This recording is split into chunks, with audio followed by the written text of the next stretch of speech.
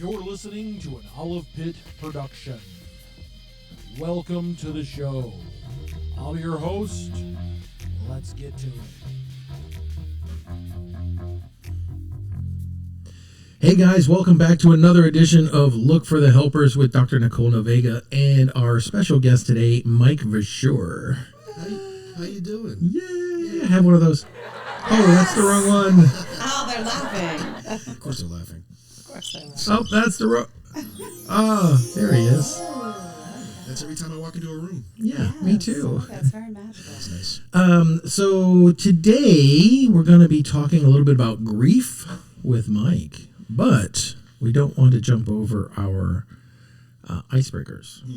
Absolutely. I have some very exciting ones today. I know Nicole has been disappointed with every single one of my icebreakers so far. She's going to be blown out of the water. I'm excited. Nicole, what's yours? Oh man, I thought you were gonna go. Now you put me on the spot. All right. All right. Wait. No. So I'm gonna give Mike mine because Okay. you haven't answered mine either yet. I think I did. you did. You didn't like my answer. The guy was dead. Oh yeah, that's right. That's right. Okay.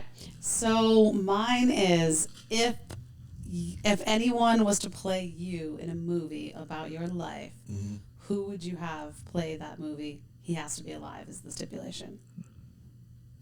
She added that part now. Yeah, because they're telling me dead people. Jonah Hill. Yes. Right? Yeah. Oh my God. Yes. There you go. Yeah. That's perfect. Yeah, that's right, Joe Diaz. Yep. Absolutely right. All right. I like it. I like it. love Yeah, that. like a mix between like Jonah Hill and Bruce Willis.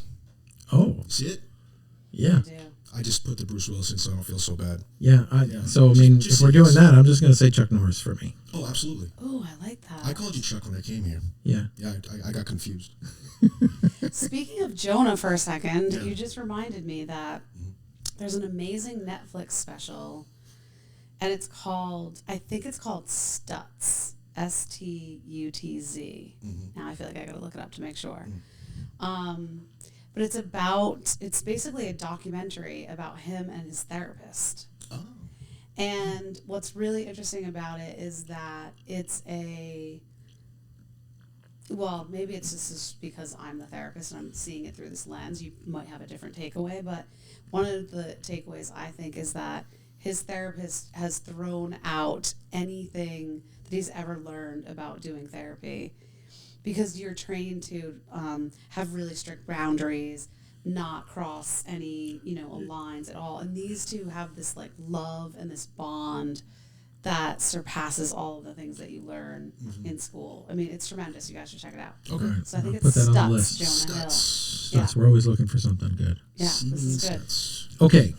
So, I'm going to give you choices. Okay. Okay? You can pick a category, and then I'll give you... and you can pick... Each of you can pick a different category if you'd like, or you can pick the same. It's up to you. Okay. So, you can have a quirky. You can have food or drink. What's the first one? Yeah, say that again. Quirky. Like, Quirky? yeah. Oh, okay. Gotcha. Quirky. Yeah, Quirky. quirky. I Oh, I thought you were saying corky. Me too. Yeah. He is saying corky. Yeah. No, quirky. Come on, man. It's not the dog corgi. Corky. Corky. Quirky. That's quirky. Quirky. That's what I said. We're gonna Okay, yes. all right. This is going to be a show about my You need- pronunciation. Quirky. Well, there's two of us that didn't hear it. We heard the same thing. We heard something different. General, Okay. Okay. entertainment, or have you ever? Huh. This is being recorded, right? Yes. Scratch the last one. Have you ever? No. Yeah, It's- right. they're all pretty. Really? Yeah, They're G-rated. they're Okay. All G-rated. right. I'll take that one. You take have you ever?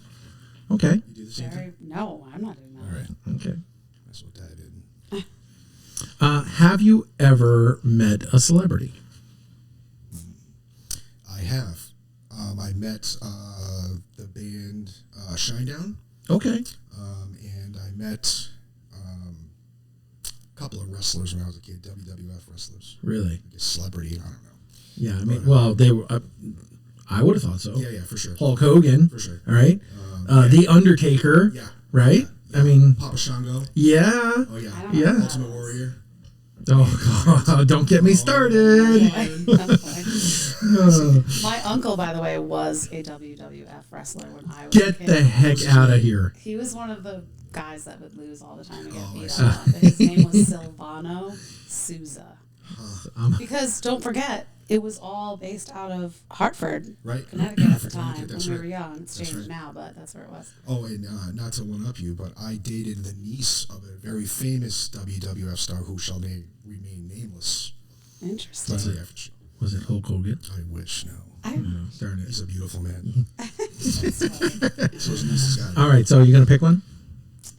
Quirky, quirk. food or drink, personal, general, Well, entertainment. I feel like now that he's talked about the celebrities that Oh. we met, I think I'll just Yeah, go okay. with that. Have you ever since met a we'll have celebrity? consistent Yeah, theme. and then you can learn It's one. difficult for me to say because I've met a lot of celebrities in my life. Wow. Like probably too many to name. Whoa, right look now. at me. Yeah.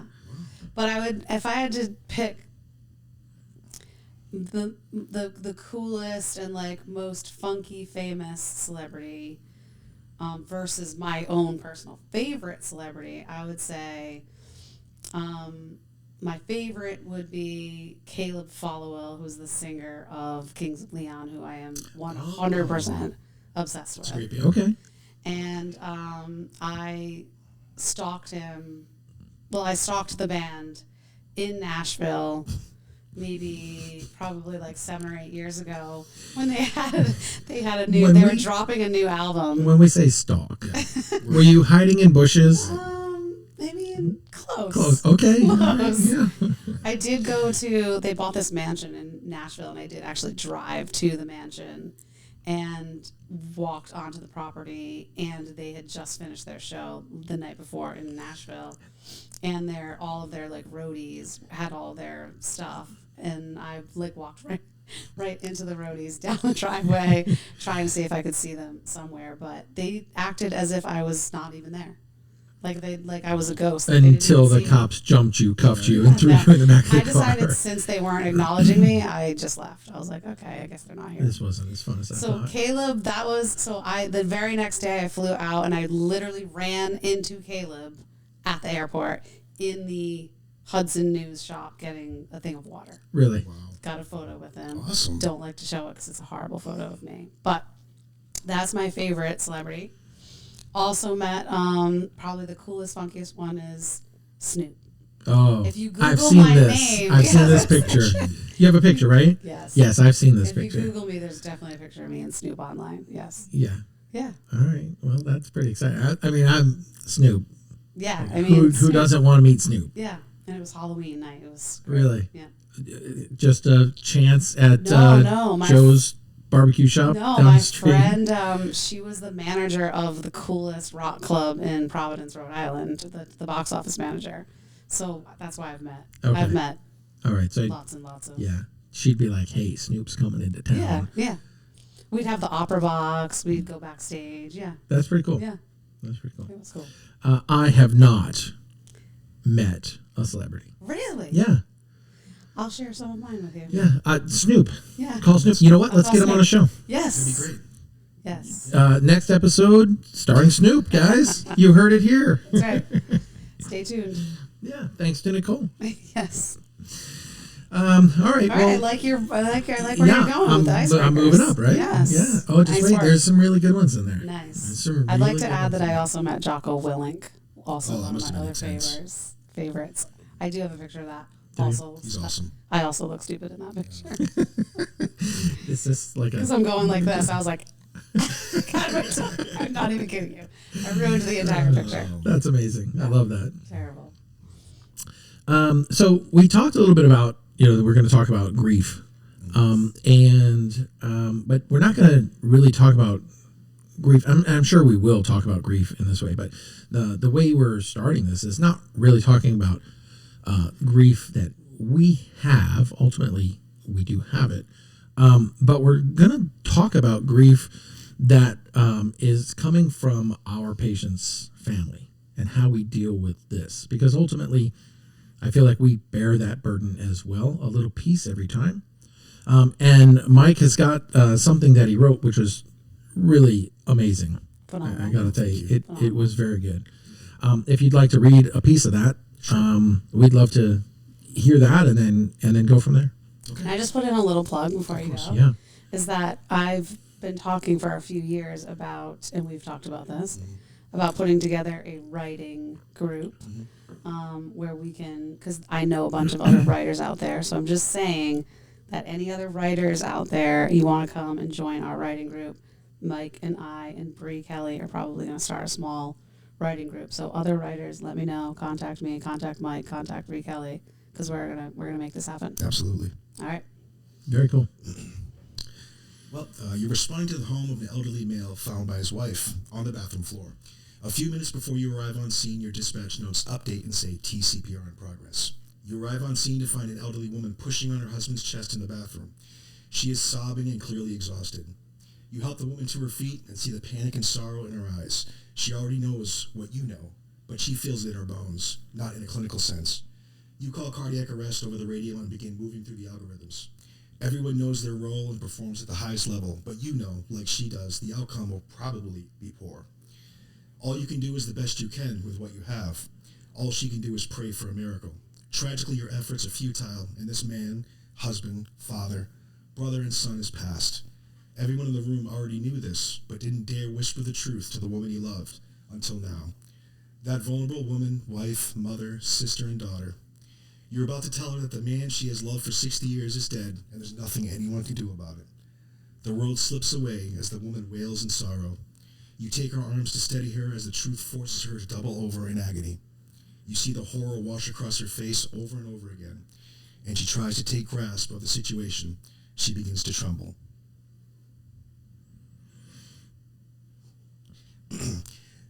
This is the job, right here, right now. We can practice all the skills we want, recite cardiology, pharmacology, pathophysiology, know every indication and contraindications of every medication, and all the other disciplines of our job. How do we even begin to manage this? I'm not exactly sure. What I do know is that this moment will be the most significant moment in someone else's life.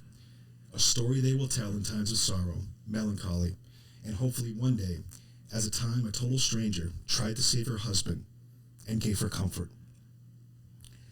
Comforted her in a living hell full of panic and confusion. How does one bear witness to this over and over again without it exacting a toll? As if we have some bottomless well of spiritual and psychological fortitude to drink from. In case you hadn't heard, we don't. As horrible and depressing as this scene is, we can sacrifice a bit of ourselves and shine in that moment. That is the single moment where we can be present and endure this with them. We can remember that when the world was filled with pain and sorrow, we reached into that fire and held on to them. We will burn, we will scar, and these scars we will carry. This moment is going to be significant, regardless of your part in the story. How will this person remember you? What will they remember about you? How will you feel about yourself when you're alone and it's quiet? How can we be present and share in the pain of others when we are also stumbling our way through life? Now imagine for a moment you weren't present, appeared indifferent or preoccupied. Maybe it's 7:30 and you're supposed to be off shift 30 minutes ago. Maybe this is your third cardiac arrest of the shift and you haven't slept, you haven't eaten. Oh, and you're behind on the mortgage and your family doesn't understand why you're always so tired. Who could blame you for just going through the motions? I certainly couldn't blame you. It's a reality that we have to take into account. Maybe the true coin of the realm is sacrifice, a willing sacrifice in honor of truth and love, and how we pay this and move forward in a healthy manner is up for debate. But we certainly can agree that we will move farther together. Thank you. That's amazing, right? And I think that it hits so many points that really started this show as trying to get as much help and recognition out there that we all kind of bear these burdens, and whether it's from some of the hardest calls like you're talking about, or even some of the easiest calls where we're just helping people, getting them to the hospital and everything. You know, I think everything takes a little piece of us, right? I think the thing that I love about this conversation is, you know, what struck me so much about a previous conversation that we had about this very thing is that you are so passionate about being present in that moment, looking the people in the eye, taking the time to use true empathy when you do this work. And lots of times, as you say in your in your writing, that you don't blame people for the people who are just going through the motions, because of course, like, being detached is one of the things, is a skill that you guys learn to do very well, very quickly. But that's what's so interesting, is this juxtaposition that you come from, this place that you come from that says, I'm not going to do that. No. I'm not going to be detached, even though I understand why people do it. But I'm committed to being present. And that's the toughest part of this work, I think. Yeah. Talk more about that. So, you know, it's tough to do it once. Right? So it would be tough to be completely present in a time of tragedy for somebody else once. But now you're going to sign up for 30 years? Right. Like, come on. Right. Like, we should talk about this, because if you can't do that, then you're paying the price whether you like it or not, right? So you can either be present and feel it with them, or you can remain indifferent to them, and you got to feel that, because you're going to feel it. Right. And all those people that you leave behind, the patients' families, everyone else, they're going to feel it too. Right. So this is a job. Privilege is a strange word, but you are privileged to bear witness to the horror of someone else's life. Right. What role do you play in that story? Are you going to be the villain? Right. Are you going to be the hero? Which one are you going to be? Right. And you got to make that decision before that happens, because, you know, everyone likes to think they're the hero, but when you become indifferent, it's easy to become the villain. When did you come to this decision? I mean, this is a decision point in some ways for you. Do you remember what was it that got you to feel so strongly about this issue of being in the moment and not just being detached and unemotional about it? It's going to sound strange, but I think it was it goes way back to feeling like if you looked away from bad things, that the outcome would be even worse, because you were allowing it to move around you without acknowledging it. Right. And it's almost like you're not honoring it. Yeah. Right. Like, if you're not going to pay attention now, then it's going to get you when you're not looking. Yeah. So, you know, and without some wisdom behind that, it becomes pathological, right? It becomes a disease of the mind, because you don't know how to set boundaries. You don't know how to compartmentalize, which in and by itself can be a good thing. But once again, when it's done without any wisdom, you compartmentalize to the point where it becomes pathological. So it's a very treacherous landscape, and I got no idea how anyone does it. I don't. Well, yeah, and I think from a compartmentalization standpoint, you have to do it. That's the skill we're talking about, right?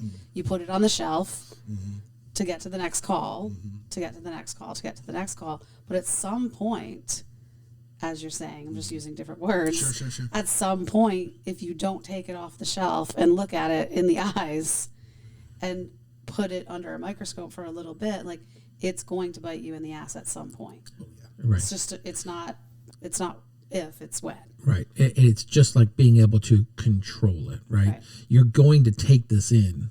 Right. You need to be able to own it and control it. Because if you don't control it, before you know it, it will be out of control and you won't be able to handle. Right. So I think ownership and accepting it and, talking about it and taking it head on with the family is like being able to control it and put it where you want on that shelf rather than it being on the shelf and then unknowingly it's coming off at some point, right? And it might not be tomorrow.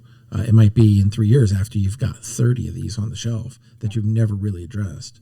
And now you've got to take them all at once. Yeah. So, And what you leave yourself open to is that if you're not aware of what the things are that make you feel a certain way, you're likely to be activated instead of triggered, activated by something that reminds you of an event that you don't even have in the forefront of your mind. Right. A smell, a song, some painting, right? Who knows? No, you can't. You don't know what your brain is taking in during the tragedy that is being imprinted because there's so much stuff, right? It could be, this Burger King. There's a Burger King crown behind Brian's head right now, and your brain's taking that in, but you might be somewhere 3 years later, see that Burger King, same exact crown, and it'll bring you right back to that moment in time. And so, not stuffing it is, I think, the most important thing that you can do. And I want to put in a little plug for CISM because as much as people will say it's not beneficial, they don't want to go, I don't need it, there is something to be said for walking through the process of this is what happened, this was my role, these are the things that occurred, and finding something positive about the tragedy, right? One thing that that you can say is good about the event, and maybe it's just that everybody did a really good job. Right. It's a funny thing you bring up CISM. We were actually talking about this earlier. We are going to petition that we change the name of CISM. What do you just we don't know yet, but Critical Incident Stress Management. It just sounds, I think we should come up with something else. I think the International Foundation will disagree with you. Probably. Lots of people. Could I just add on to something you said? Yeah. So in I've noticed that when you stuff lots of things down and then something does activate you, what's also stressing is if you stuff too many things down and you have a reaction, you won't understand where it's coming from. Right. Which is, it's distressing in itself because now you're having reactions to things that aren't correlating with what's happening. Right. And I think you said you went to a seminar about trauma. Yes. Is that right? Yes. It was a complex 4 day. Yes. 4 days. Sounds 4 traumatic days. all by itself. It was. It was. There was a lot of strange things that happened Was in that there? conference. There was protesting in the back of the conference room. People were pro-trauma? They were protesting why they weren't talking about a solution for Palestine and Gaza in the middle of this thing. Really? It was mind-boggling, and it disrupted. It was like complete disruptors in this. Wow. Hundreds and hundreds of people at this Are you conference. serious? Yeah, it was very strange. Anyway, please continue. Yeah. I don't even know how to even go off of that. I know, sorry. It was just, amazing. it was traumatic is what I was saying. I bet. I think the best thing that I've learned is that I don't have any answers. Yes. I just don't know what to do sometimes with it. So I have to ask somebody. Right. Ask someone who knows more about it than I do. Yeah. Or someone that knows just as much as I do, or someone that knows less than I do, because they might have a critical insight to it. And I think we were talking about that before. I was going to bring up, like you had told us a story, and I'll have you tell it, but you had told a story about a patient that I believe you had transported, and you were talking to him, and Sure. So it was a pediatric arrest, and my partner and I, we ran the arrest and transported, and we kind of like checked in with each other afterwards, And of course, everyone's okay. Who could possibly be upset by that? So we went back to station, chatted about it again for maybe another minute. And something strange happened after shift. We both left work. We hadn't discussed this at all. This just happened. We both left work, both went to a Publix, both bought our wives flowers, and then went home and talked to our wives at the same time. So that was kind of like a real moment where I could see a chip in the armor. You know, where I actually, even my wife noticed, like, you know, where's all that ice in your veins? It turns out I was lying to myself. Right. There's no ice in my veins. Right. You know, I'm just a regular guy. Right. Just like everybody else. Yeah. You know, Yep. regular person. So, you know, that was an interesting moment. Yeah. Yeah. We had talked about something else too, where you had talked about rituals, you know, and there, you know, it's always good. And while maybe sometimes it's hard to find your ritual, or maybe your ritual, you do your ritual and you don't even recognize it as a ritual. But you were talking about somebody who was a homicide detective and had been for 30 years, right? And seen the worst of the worst out of Miami. Yep. And He had a ritual that he did. He had a chair outside of his front door where he smoked his cigars. His wife wouldn't let him smoke in the house. So it was a copper dish where he put his, you know, cigars out in. So when he came home from work, he would kind of chuck the coin. He had a lucky coin in his pocket. He would chuck this coin into the bowl, and it made like this like ringing sound. And then he would go in the house, take off his detective hat, cop hat, and then he became father, husband, and everything else. Then when he left for work in the morning, he picked the coin back up. So it's ceremony. It may even seem silly, but the ceremony is the recognition that you need to not be a cop when you're home, right, or a paramedic, or an EMT, or a captain, or anybody or a firefighter, whatever it is, whatever, nurse, doctor. When you get home, you're not that person anymore. Right. And when you come to work, you're not a dad, right? right? You're not a husband. You're whatever you are, and you have to be that for every call Until you leave. until you leave. Yeah. And managing those two things, especially in the line of work where you're dealing with tragedy, and if you don't pay attention, man, it's going to get you. Yeah. Yeah. You need to be able to control it. Yeah. Right. You need to be able to understand how to control it for you, because everybody's going to be different, right? Sure. Everybody's going to control their emotions and their tragedy and how they manage it differently. And I love the idea of a ritual. And, you know, when we were talking about that, I was thinking, I usually, when I drive home, I like to drive home with the windows open, right? And it's just me and the radio, and I'm just driving home. And, you know, maybe that's part of my thing, right? Because I get that fresh air, and even though it's hot, but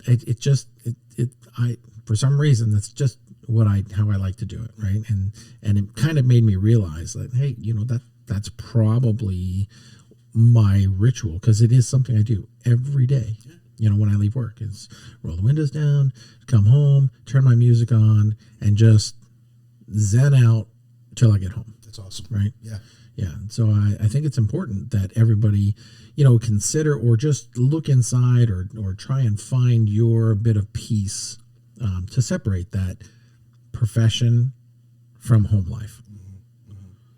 To a certain extent, I would think that part of that ritual is also just removing your uniform too. True. Right? Very true. This element of, even if people don't have a ritual in some ways, everyone's doing it in that respect of I'm removing whether you change before you go home or you wait until you go home to change. Right. There's that idea of like, I'm removing this thing that makes me who I am, and transitioning to into Your this other superhero character. uniform, That's right. Yeah, your cape. right? Taking your cape Yeah. off. Yeah. And I think the important thing is it's not the ritual. It's the fact that the ritual would exist, Exactly. right? So there's got to be a reason for it. Right. Rituals exist for a reason. We don't Yep. just do things. Right. Right. We do things to celebrate something or to memorialize something or whatever the case is, but they exist because a reason for it manifested itself. So we should, just be cognizant of the fact that you can't be all things at all times. Right. I think the other important thing about this conversation is that one of the things that we know about cumulative stress in first responders is that when people find themselves at the end of their career and they're ready to retire, oftentimes we're now seeing very, very high rates of suicidal ideation in retirees, in depression, anxiety, poor physical outcomes, health outcomes. And I think this idea of recognizing that this is a role that you play for a certain amount of hours in a day, in a week, and it's not your entire identity. And so the removing of the uniform or having this ritual of recognizing that I'm not always the medic, right? I'm not always the cop. I'm not always the firefighter. Right. I'm also, like you said, Yeah. a dad, a husband, a brother, a friend. I'm all these other things. I have hobbies. I might have another business. Sure. But that this isn't the be all end all. So that when you do come to a point where you no longer decide to do this as an occupation, that you have an intact identity that is something other than the first responder role that you have. So important. Right. Because when people feel like they've lost their identity, What's left? they start to feel like, who am I? Exactly. Right? And so we need to make sure people understand, like, I'm a whole person, whether I do this job or don't do this job. This Right. job doesn't define my full identity. It's just a role that I play. Would there be a way for you to define the stacking of trauma from personal life to like is there a term for that makes sense? I mean, we call it cumulative trauma. Cumulative trauma? Yeah. Yep. Okay. Yeah. Yeah. It's basically cumulative secondary traumatic stress is what it is. Wow. Because secondary trauma is the idea of what you had said earlier, that you're bearing witness Sure. to someone else's trauma. Sure. And so that's secondary trauma. Primary trauma is the idea that your life was in jeopardy. Okay. So if you ran into the burning building, Sure. or if somebody's shooting at you, right? That's experiencing a primary trauma. Secondary trauma is that you're witnessing somebody else's tragedy. So then, if a call was to be something like that, one person could have primary trauma and secondary trauma from one call. Yes, and that it becomes an accumulation, right? It's compounding over the years. So it's basically cumulative primary and cumulative secondary traumatic stress. Could you imagine signing up for this willingly? Right. I ask everyone that. I was just training at the... Yet we do. Yeah, Seriously. you do. Right. I ask all of our NEOP classes why. Yeah. And I just trained at the police have like a pre-deployment small academy for new cops going on the road, and I just trained them yesterday. And I asked them the same thing. Of all of the professions in the world that you could choose, why this, right? I'm always fascinated by why. Right. People choose. What are the answers you get? Because I'm kind of fascinated by it too. And do they do? Because I can tell you when I came in, I certainly didn't realize. Right. Right. It's not something you think about. Oh, I want to go be a paramedic, and I want to look at everybody's tragedy for 30 years. Right. Right. That's certainly not what you think. Well, the thing is that people don't know. Right. What I find interesting is that when I go talk to the new members of our team at NEOP or the academy at the police department, I'm talking at them for 2 hours about all of these things that we're talking about now, but they have no idea what I'm talking about because they haven't been on the road yet. So they haven't seen anything. There's no context to what I'm saying, right? I'm just saying words about gruesome tragedies that you might see or grief that you're going to come across. They have no idea what that actually feels like and looks like. So it's almost, it's better than nothing, but it's not enough. Right. Because they don't even know what I'm talking about. Yeah, and I can tell you, like, that I didn't. Now, I can say that I did this because I wanted to come and help people, which is ultimately, after 20 years, it's the same thing, right? Like, I'm helping them, but I'm still bearing witness to all of these things, right? Lots of the answers are, there's a good percentage of them that come from a first responder family. And then there's another I would say the next highest percentage for the answer is that they were helped by a first responder. Somebody in their life was helped by a first responder and it impacted them greatly. Okay. You know, somebody came in and did CPR on their grandfather or, you know, something like that. Some tragedy happened in their family and a first responder came in and helped. That's another big one. Lots of military people come to do this too. So what was your reasoning? I used to watch Rescue 911 when I was a kid. Me too. All right. And I thought that was actually... It was my favorite show. Yeah, mine too. Yep. That's right. So I was a truck driver before this. And then I was talking to my wife. We already been married a couple of years. She goes, you know, you want to keep driving a truck? And I'm like, I don't know. Kind of feel like I should do something else. She goes, well, like what? I said, well, I used to like that show, Rescue 911. She goes, okay. I went to work. Came in the next day. She goes, you're signed up for EMT class. Oh, that's awesome. North Providence Fire Department. North Providence, woo woo. Yep. Really? And I started EMT class and never looked back. No, and I became fascinated with everything, every part of it, learning about the anatomy and physics. You know, I got a GED. Education wasn't a thing. I was just a worker. Right. I was just gonna work until the body gave out and make some good choices along the way. That was the plan in my head. Right. And I found out that, man, stuff retains up there sometimes. And I started, and you know how it is when you first start learning things. You start babbling about everything, but you feel so proud of yourself because you can recite these things. You impress your friends and your family. And then you start actually helping people, and you might have good calls, you might have bad calls, but man, you're in it to win it, and you're all about this, and this is the calling, and it's like that, right? You know, and it's, you know, it's a noble endeavor, but it's not free. That's right. Right.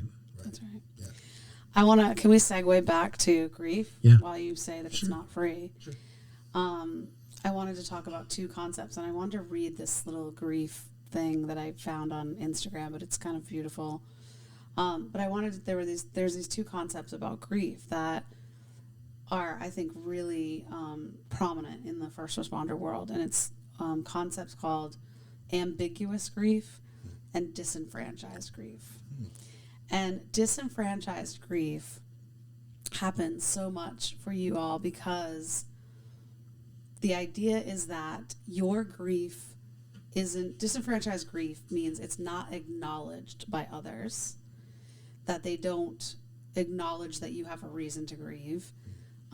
So you end up kind of acting as if you're not experiencing grief because no one acknowledges your grief, right?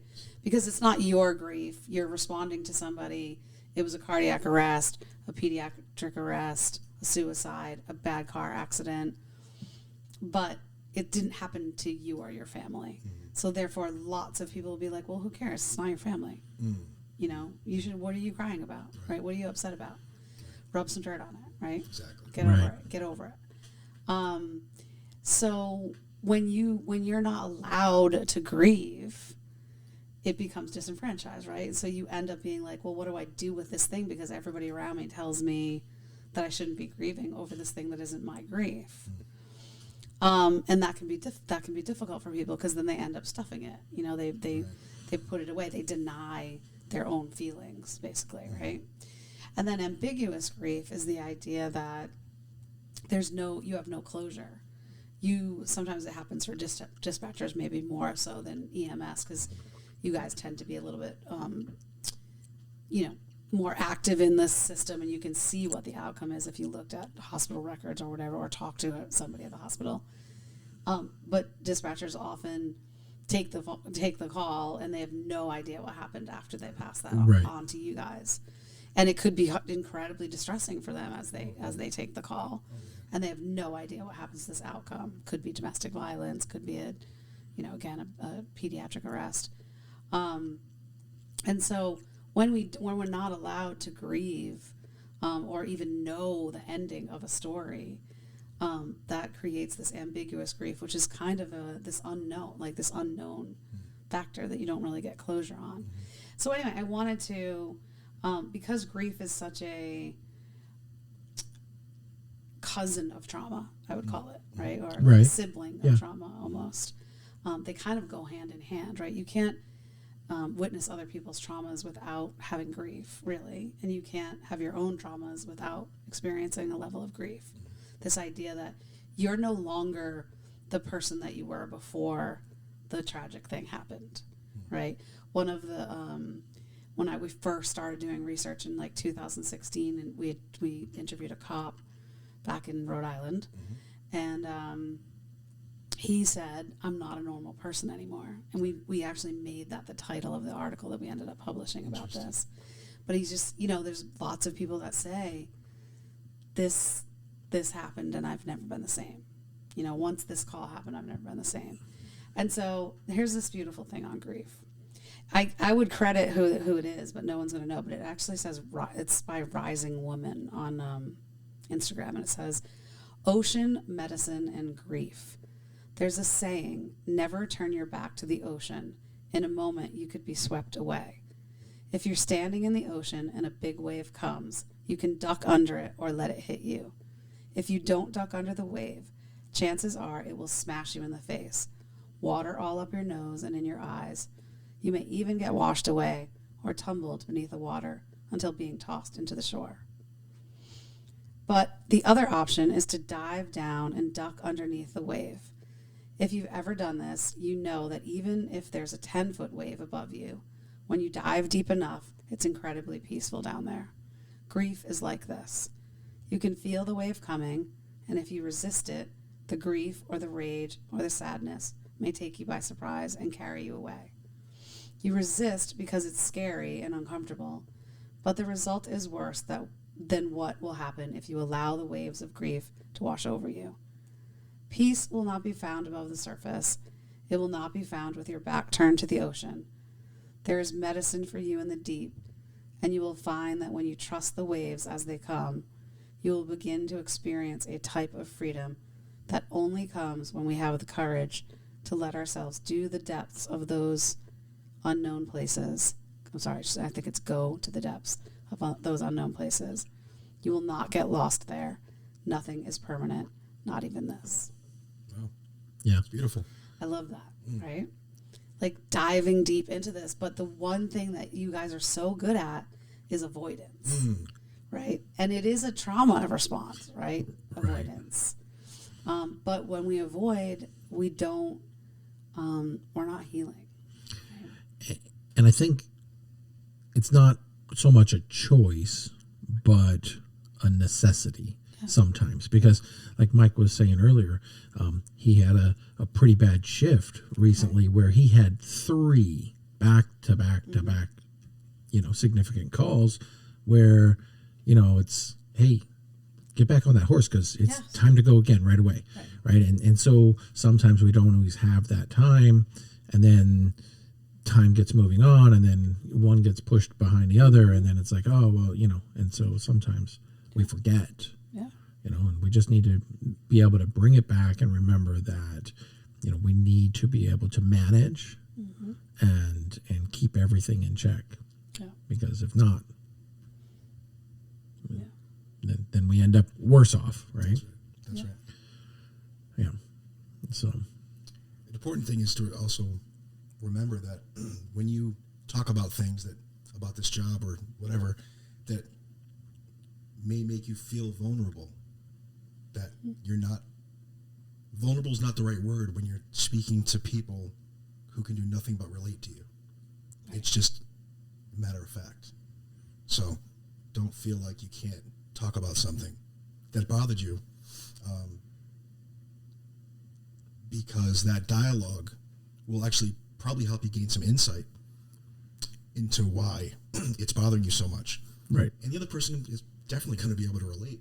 And probably open up. Absolutely. Right? Something they may not have talked about. Right.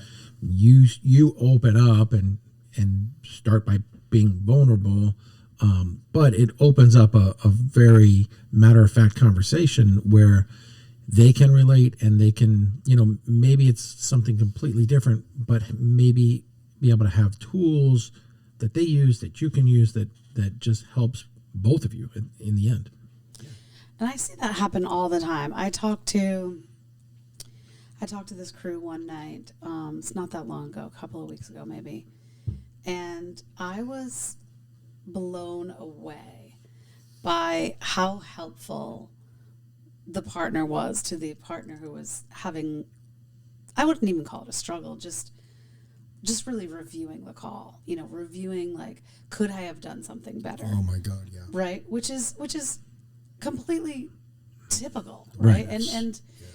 And also, like, it's part of the learning process too, right? It's part of, we can't be better if we don't reflect on what happened. True. So there is this sense that, like, there is a normalcy to that of, like, okay, what could I have done this? Could I have done that?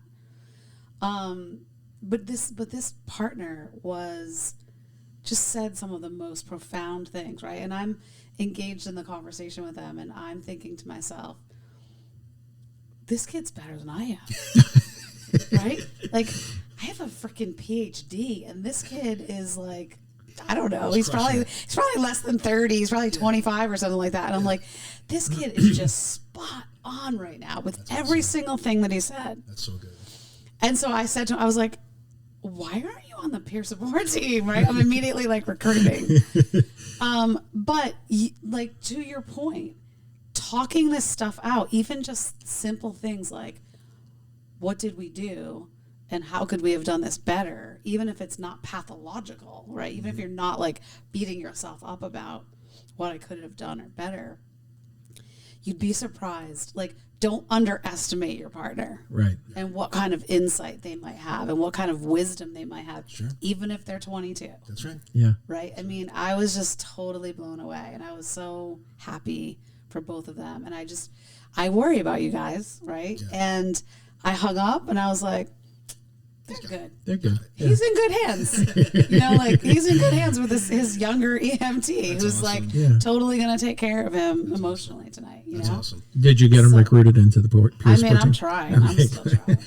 I'm still trying. Good. It's interesting, though, because I think we all have perceptions of who people are when we don't fully know them. Right. And that was one of those things that I was like, my mind is completely changed about who this person is, because I just thought he's pretty quiet, and I'm like, oh, this like nice quiet kid, and then I was like, boom, this dude's got, like, wisdom. Yeah. At 20 something. Yeah. That's awesome. It was amazing. So don't underestimate your partner. Absolutely. Yeah. Well, good. Yeah. This has been great. Like, I think this has been amazing. This is one of, I think, our most important topics, is grief, because almost everything we do, and, like, from those bad calls to those mundane calls, I think, we stand the chance to bear that burden and carry that grief, and, like, for 30 years. Yeah. Right. And so unless we are able to manage it, own it, and manage it, it can get out of control and can cause us more grief. Yeah. Right. So all grief that we come in contact with activates our own grief, no matter what. Yeah. It's impossible for it not to touch it. But Brian and I last night were watching a few clips from this woman who, her social media tagline is emergency resilience. That's how you can find her, emergency resilience. But she had a few clips of death notifications, both in the hospital. She takes them from movies, and she does a voiceover over it and says like, this was sound advice, or this, maybe this wasn't the best way to do it, but it's so hard to do it, so we like forgive people, right? But if you want to check her out, she also has a death notification course that you can purchase for cheap. It's like $39 or something. Right. I don't know. But she's really, really good. So when you're talking about death notices or thinking about it, or if it's something that scares you or you dread it or whatever it is, like, she's probably a really good resource to check out. Excellent. Well, and that brings up one other quick question I wanted to ask you, Mike. Sure. You're a field training officer, right? And so when you have interns, is there do you kind of give them, what do you give them? So to deal with this, it's all relative to the intern, right? So where are we going to focus our energy on, right? How busy is the truck, so on and so forth, right?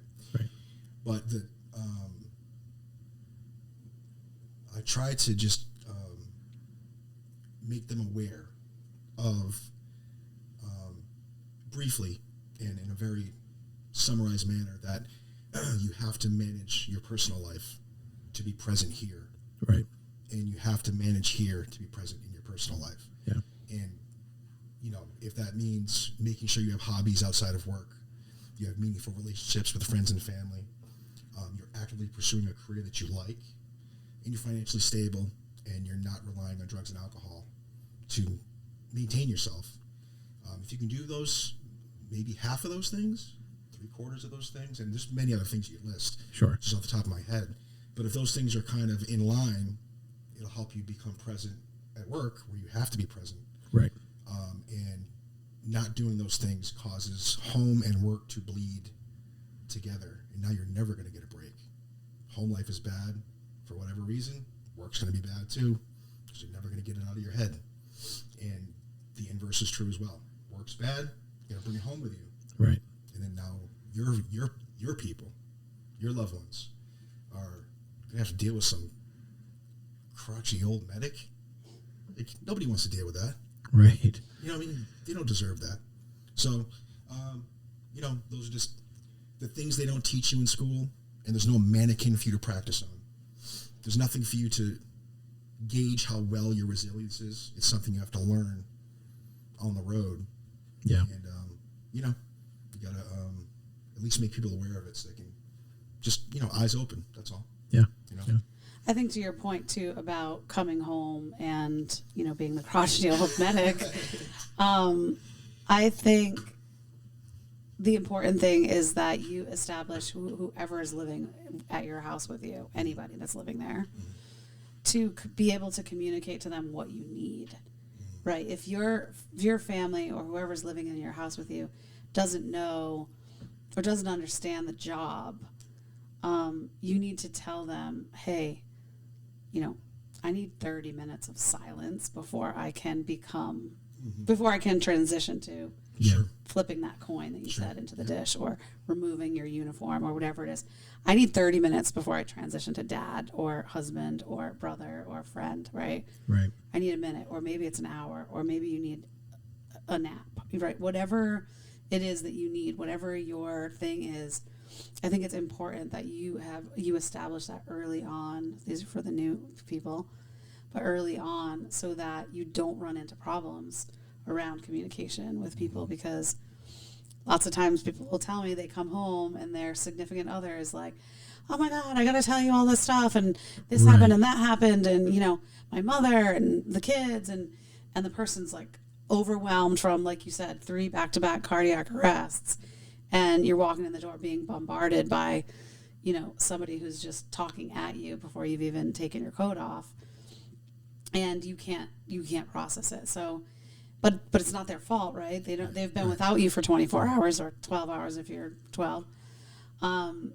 They just miss you. Right. They just want to connect, right? And share what they've had going on. What they've been going on, what's going on, but you might not be in that space. So our last guest, Michael Cunningham, was talking about his ritual, which was that he spends, he takes the long road home, basically, right? Nice. So he'll take a long, slow drive and listen to favorite music, comes in, says hi, and immediately works out.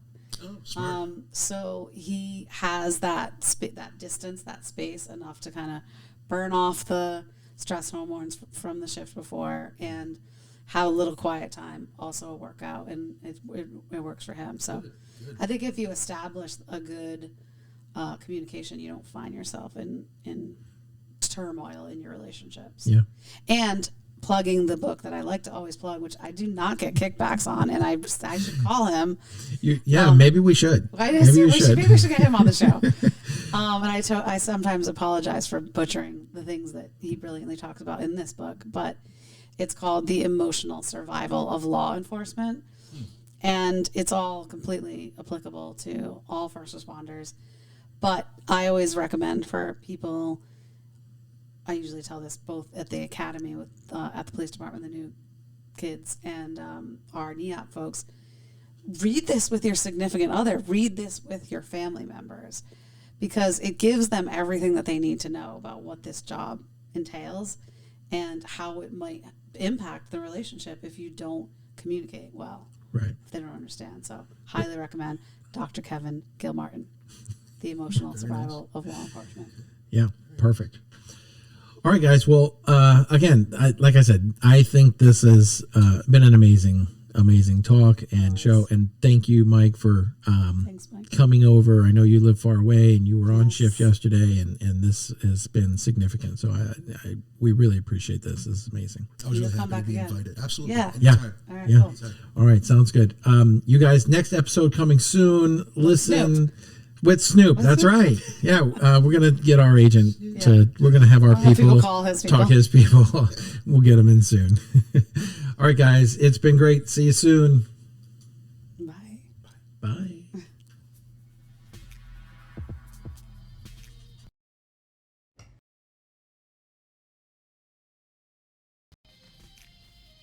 We hope you enjoyed the show. Thanks for listening.